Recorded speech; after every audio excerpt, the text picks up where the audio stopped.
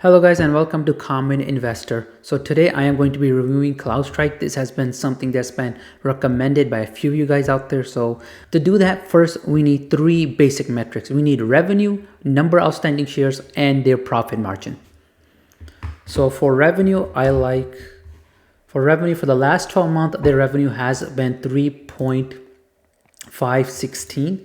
Number of outstanding shares, let's take a look at that. So their number of outstanding shares as of today, it's 2.5 billion, so almost 251 million, and they've been increasing their number of outstanding shares very aggressively for the last 5 years, but it has slowed down the last few years. Like you can see, it's only going up very mediocrely, but in the initial start of 2019, 2020, it was going up very aggressively. So that is a positive. Let's put that metric in there. That is about, so currently CrowdStrike is selling at 361 cents, 62 cents. Now that we know that it has 3.5 billion in revenue, it has 250 million outstanding shares, and the current PE of this company is $438. So now we need to take a look at the profit margin. What is its profit margin?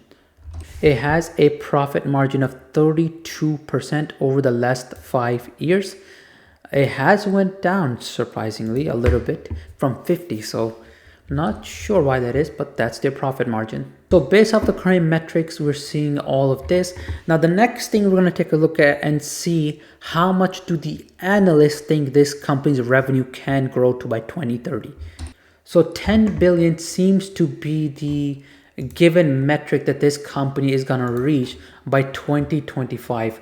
So as you can see, 10 billion, 10 billion, 10 billion seems to be the average ratio that a lot of people are saying that this company will reach.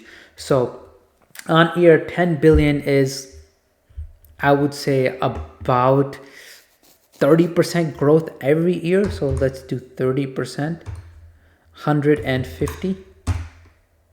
That's 8. So no, it's going to grow faster than that. So that's about 30%, 35% growth, which is 175. Which will make us close, but we want to get to exactly 40%.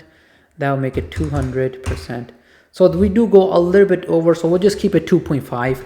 And for the next 5 years, it has to grow its revenue by 40% every year for the next 5 years, which is very hard to do. That's compounded. You also have to understand that fact. That means that the amount of money, let's say, it's at 3.5. So if you were to tack on 40% to that, that would make it about 4.2. Then it has to grow another 40% from that 4.2. So its revenue has to keep compounding. That's kind of difficult to do for any company. After it reaches that point, I think it's going to start doing stock buybacks, but not for the next few years. So I think its overall stock portfolio, its outstanding shares are going to grow by 3%. We can all agree that PE is way too high. No company should be selling at a 439 PE. So I think that's going to go down.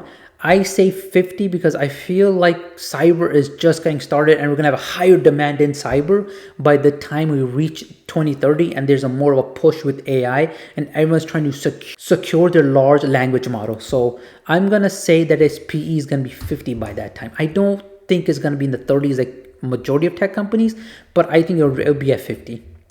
Profit margins, I think they're going to fall. I think these are way too high. They're going to hire more people, expend more people on protecting AI. I think their profit margins are going to go down to 30. It's still a pretty good profit margin. 30 would, 90% of the company running the S&P 500 would die to get to 30. So 30 is still really good and really high. So based off of current metric, CrowdStrike would reach a target price of $612 according to my metric if you were to buy at today's prices. And that's according to analyst prediction. So my honest theory on this is this stock, I would say, is a strong buy from my personal perspective. Only reason why I won't pull the trigger on CrowdStrike is I don't understand the business. and the business has a downturn, it makes me very jittery because I'm like, I don't understand. Can it go up? Can it not go up? So I like to not invest in those companies that I don't understand. But I think if you understand the business, this is a really good business to get into. Anyway, guys, like and follow for more videos like these. And if you can, please consider subscribing to my Patreon. And hopefully this was helpful to you.